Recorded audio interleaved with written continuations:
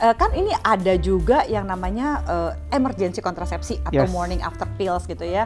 Kalau aku sih sudah menjelaskan berkali-kali bahwa ini untuk hal-hal yang benar-benar emergency gitu Betul. ya. So what kind of emergency sih sebenarnya yang namanya morning after pill ini, Dok?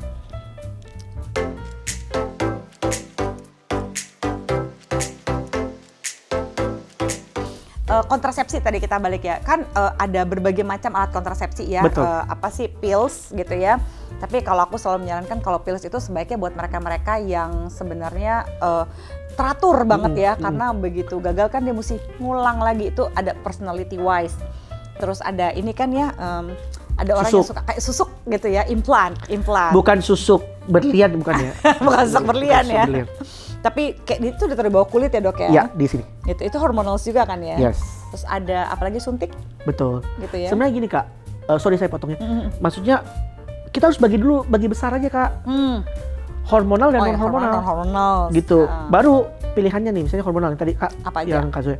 Suntik, Pills, susuk, susuk, ya. Kemudian sekarang ada IUD. IUD yang hormonal. Hormonal, yang non, betul sekali. Koper kan ya satu lagi ya? Iya, kalau koper masuk ke yang Yang non. hormonal. Betul. Oke.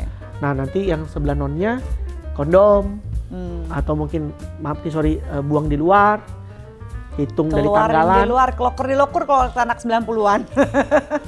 hitung Wah, itu tanggalan, seputus. kemudian IUD Kak, spiral.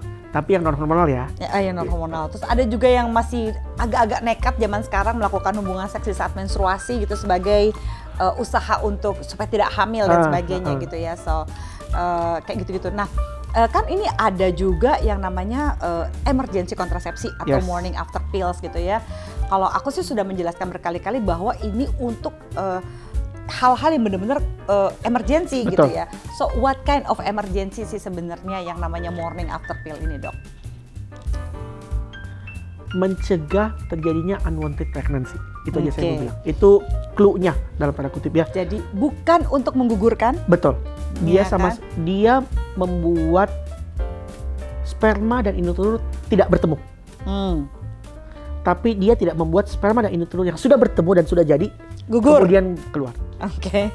Jadi dalam satu kondisi yang benar-benar emergensi banget, kondomnya bocor, kondomnya robek, entah kenapa terus jadi let's say pemerkosaan gitu ya, atau misalnya khilaf, boleh ya khilaf ya? Ya, nggak menutup kemungkinan.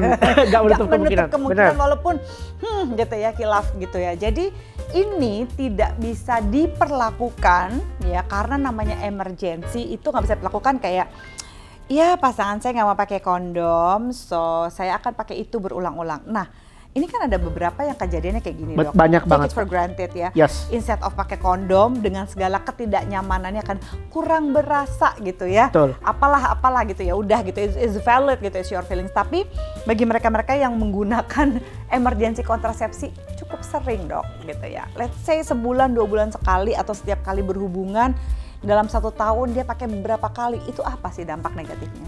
Oke. Morning after pill itu adalah hormonal masuknya Kak. Hormonal dengan dosis tinggi dalam tanda kutip. Gitu. Which is like apa?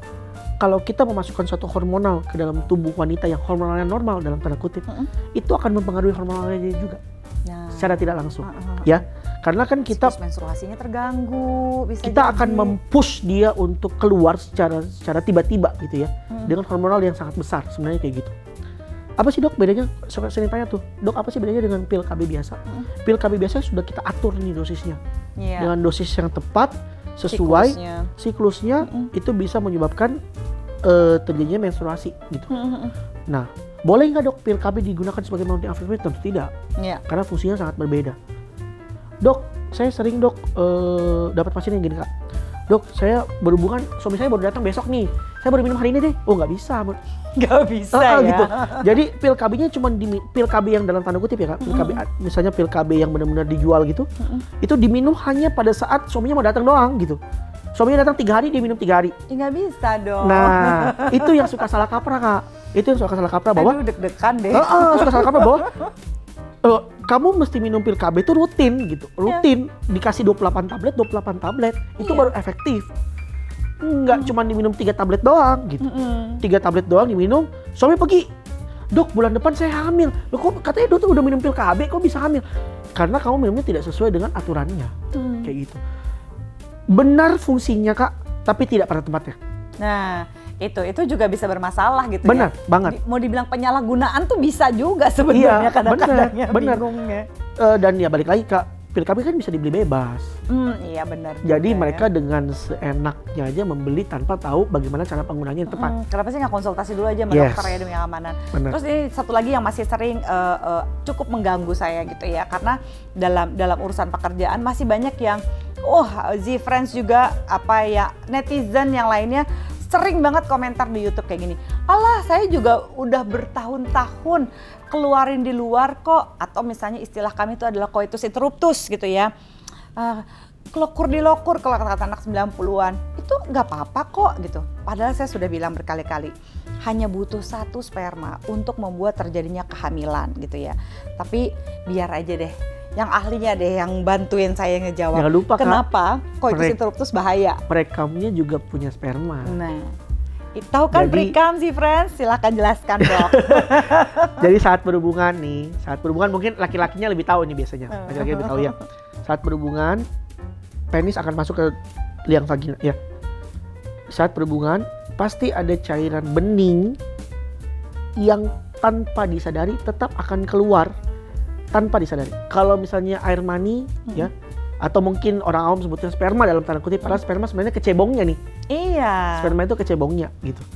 Nah, itu kita sebutin dengan prekam. Exactly. Jadi yang cairan-cairan yang putih itu, Betul. itu bukan kamu cuma pikir, oh itu cuma air biasa, itu nggak ada spermanya. Ada. Walaupun sangat sedikit, Iya. sangat sedikit. Kan tapi hanya butuh tidak 1. menutup kemungkinan dari cairan yang sedikit itu tetap mengandung sperma sehingga bisa membuahi.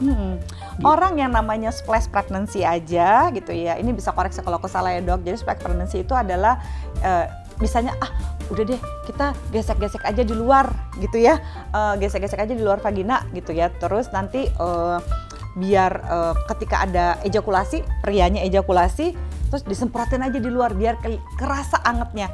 Itu bahaya. Ada Tetap satu jadi. aja yang masuk ke dalam gitu ya. Kejadian. Intinya semuanya Kak karena kualitasnya. Iya. Kalau kualitas spermanya baik, kualitas indung telurnya baik, dia tetap akan jadi apapun yang terjadi. Gitu. Sorry maaf nih, banyak juga kan orang yang sudah menikah kemudian promil bertahun-tahun terus gak punya anak gitu. Iya. Ya balik lagi, itu bisa aja karena kualitasnya nggak baik. Gitu. Kualitasnya nggak baik ya, benar juga ya. Kalau Kita kualitasnya nggak oke, dua-duanya salah satunya juga nggak oke, nggak akan jadi. Nah seringkali datang ke aku ceweknya doang yang dipaksa nih Kak. Iya kan? Ceweknya nih yang dipaksa nih. Si cowoknya nggak mau periksa. Nah, nanti Belum ya? di episode selanjutnya aku akan ngajak lagi senior Dr. Doni. Kita akan ngebahas soal kayak gini-gini nih, gitu kan ya. Kita akan ngebahas lagi tentang pengen punya anak laki atau anak perempuan sih. Ayo dong dok, usahakan gitu ya. Terus gimana caranya sih supaya ini pasti salah si perempuannya nih. Kenapa dia nggak bisa ngelahirin anak laki anak perempuan? Terus kenapa dia nggak bisa hamil-hamil? Saya mau cari yang lain aja. Tapi lakinya nggak periksa. Ya, kita tunggu di episode berikutnya sih friends. Aduh. Nah lo MJ,